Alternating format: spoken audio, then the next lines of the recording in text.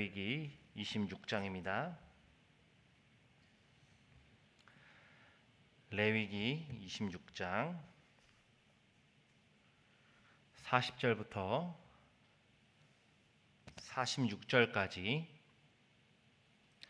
레위기 26장 40절부터 46절까지 한 절씩 교독합니다. 그들이 나를 거스른 잘못으로 자기의 죄악과 그들의 조상의 죄악을 자복하고 또 그들이 내게 대항함으로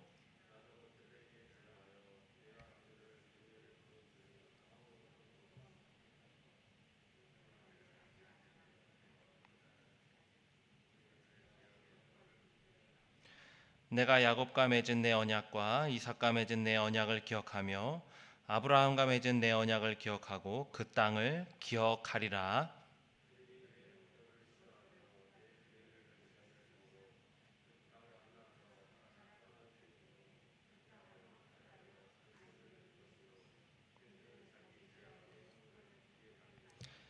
그런즉 그들이 그들의 원수들의 땅에 있을 때에 내가 그들을 내버리지 아니하며 미워하지 아니하며 아주 멸하지 아니하고 그들과 맺은 내 언약을 폐하지 아니하리니 나는 여호와 그들의 하나님이 됨이니라.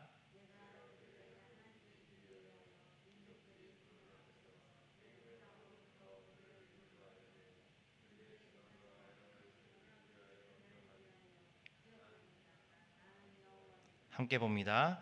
이것은 여호와께서 시내산에서 자기와 이스라엘 자손 사이에 모세를 통하여 세우신 규례와 법도와 율법이니라. 아멘. 회복의 조건이라는 제목으로 말씀을 전하겠습니다. 앞서 말씀드렸던 것처럼 25장, 레위기 25장은 가장 앞에 하나님의 말씀에 순종하면 받는 복을 말씀합니다.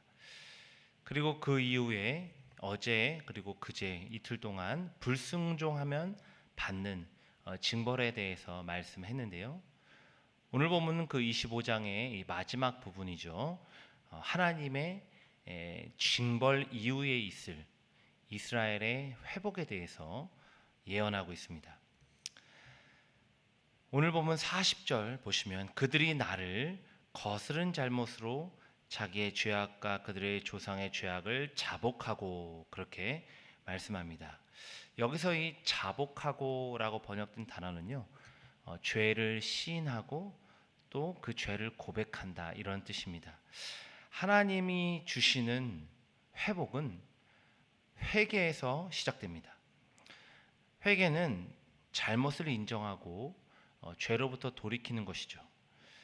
이스라엘은 끊임없는 불순종으로 하나님의 징벌이죠, 곧 멸망과 추방을 당하기까지 하죠.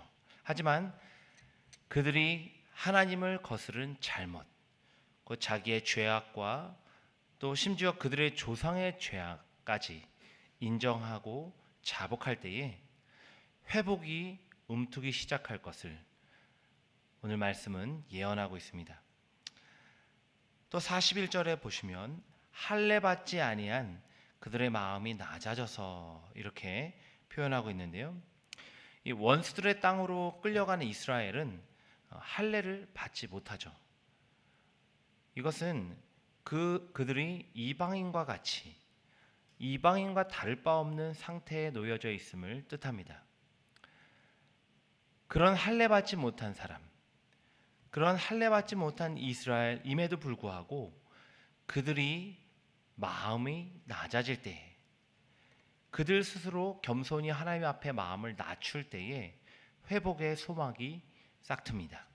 하나님을 대항했던 완악한 마음을 철저히 뒤로하고 하나님의 발 앞에 겸손히 부복할 때에 그들의 그 낮아진 마음을 통해서 회복이 시작될 것임을 오늘 본문을 말씀하고 있습니다. 또 41절 끝에 보시면 이러한 말씀이 있는데요. 죄악의 형벌을 기쁘게 받으면, 죄악의 형벌을 기쁘게 받는다. 즉 자기 죄를 자복하고 겸손히 부복하는 마음은 이스라엘 스스로 자신들이 왜 이런 처지에 놓이게 되었는지를 깨닫게 합니다. 사실 이 모두가 자신이 저지른 죄악 때문이고 또 그 죄악을 심판하시는 하나님의 징벌이라는 것을 알게 되는 것이죠. 바로 그때 이스라엘은 자신이 처한 상황, 포로된 상황에 억울해하기보다는 그 고난을 기꺼이 받아들이죠. 이처럼 진정한 회개는 그 어떤 고난도 기쁨으로 감내하게 한다라고 오늘 본문은 말씀하고 있습니다. 오늘 내 삶에 주시는 하나님의 회복이 필요하신지요? 하나님의 도우시는 손길과 기적의 은총을 구하시는 성도님들이 계십니까? 오늘 이 아침에 회복의 첫걸음은 회개임을 다시금 마음에 새기시길 바랍니다. 진정한 회개는 내 죄를 시인하고 하나님 앞에 고백하는 것에서 출발합니다.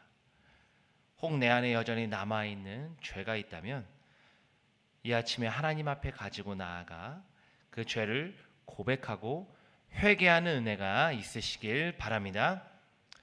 또 이 회복은 겸손한 마음, 부복하는 마음으로부터 온다 말씀하십니다.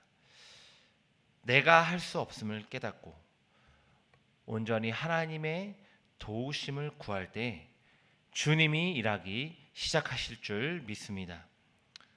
오늘 이 아침에 여전히 내려놓지 못하고 하나님께 맡기지 못한 것들이 있다면 주님의 발 앞에 그 모든 수고하고 무거운 짐을 풀어놓는 저와 여러분이 되길 바랍니다.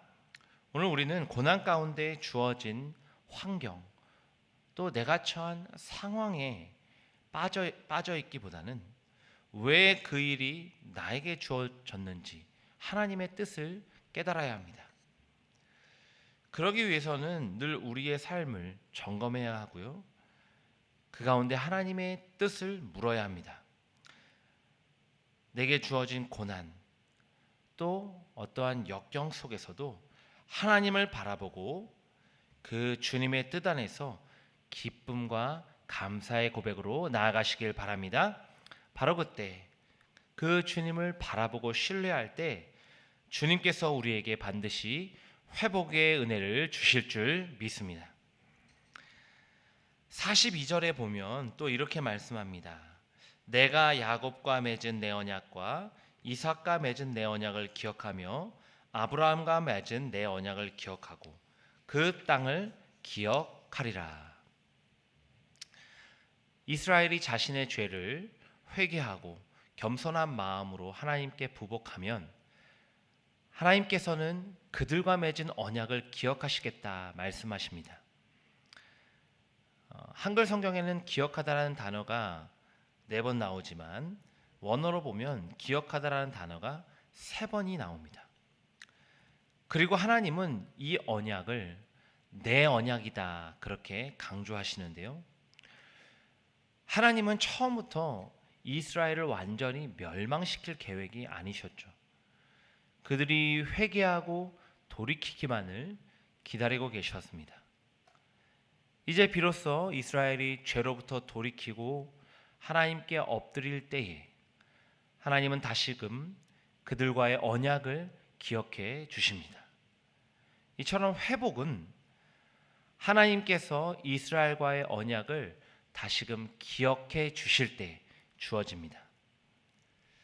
그러면서 44절에 보시면 회개하는 이스라엘을 향한 하나님의 긍휼과 자비의 마음을 잘 살펴볼 수 있는데요. 내버리지 아니하며 미워하지 아니하며 아주 멸하지 아니하고 그들과 맺은 내 언약을 패하지 아니하리니 그렇게 말씀합니다.